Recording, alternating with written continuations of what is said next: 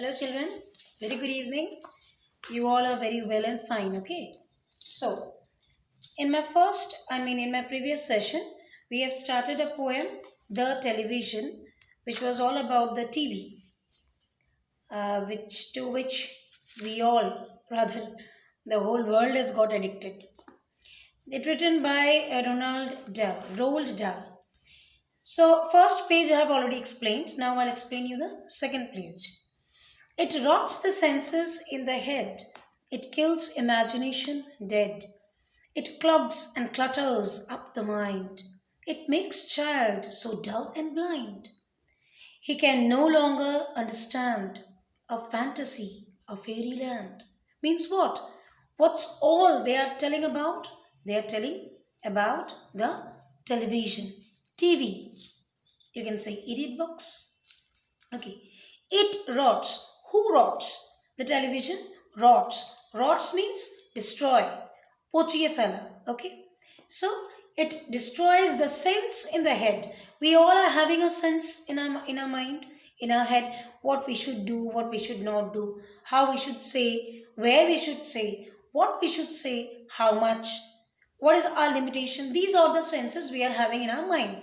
Rather, we were being taught by our elders or seniors that how we should behave with other people and what should be our reaction and in what situations.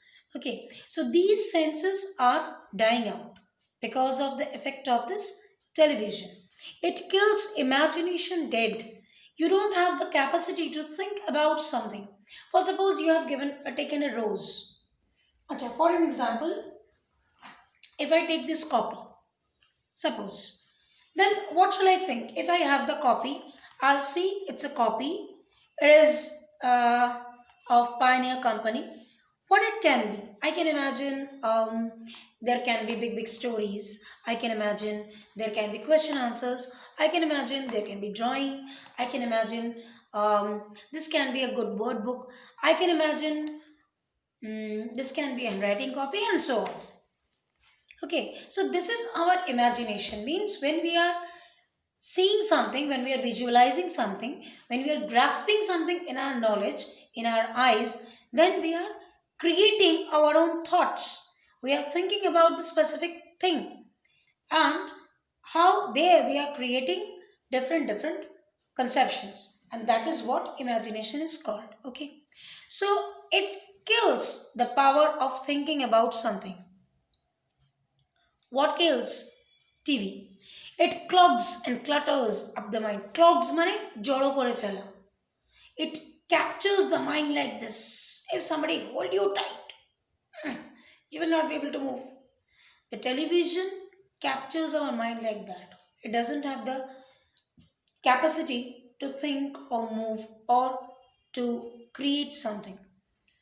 It make a child so dull and blind. Dull means when you lose the capacity of thinking, when you lose the capacity of creating something, your creativity is completely destroyed. That is dull.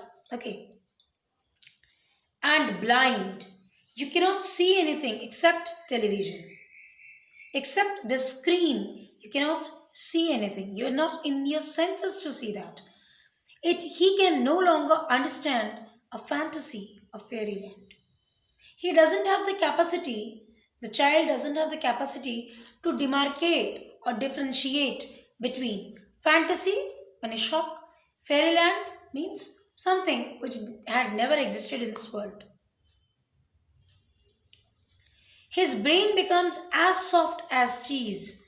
His power of thinking rust and freeze. He cannot think, he only sees. What is the final effect? His brain becomes soft.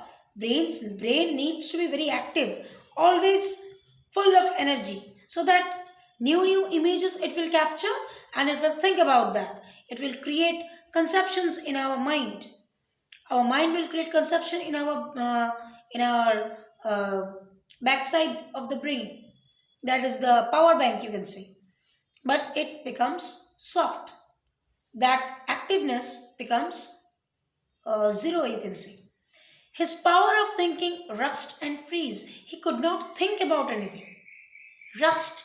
junk pore jawa, when you don't use a thing, any iron made thing, for a long long time, it becomes rustic, মানে junk pore geche, it is not working anymore. And freeze মানে জমাট বেঁধে যাওয়া, it doesn't move, he cannot think, he's just looking like, I am seeing, I am looking, something has hypnotized my eyes, I cannot remove my eyelids from there, something like that.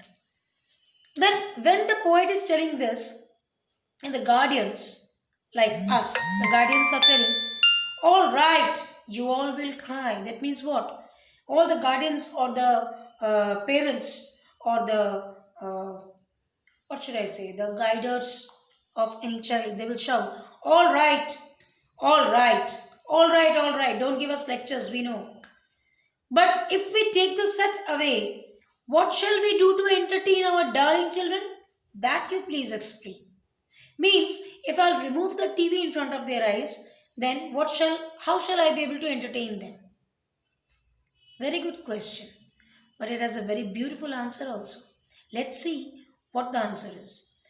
We will answer this by asking you, what used the darling ones to do? Aage ki korto darlingda? What they used to do before, when this TV was not there. How used they keep themselves contented? Contented means engaged. Before this monster was invented, before TV was invented, there were children. They also used to spend their life. How they used to spend? Have you forgotten? Don't you know? We will say it very loud and slow. Have you really forgotten how you used to spend your days? Think about that. What do you used to do?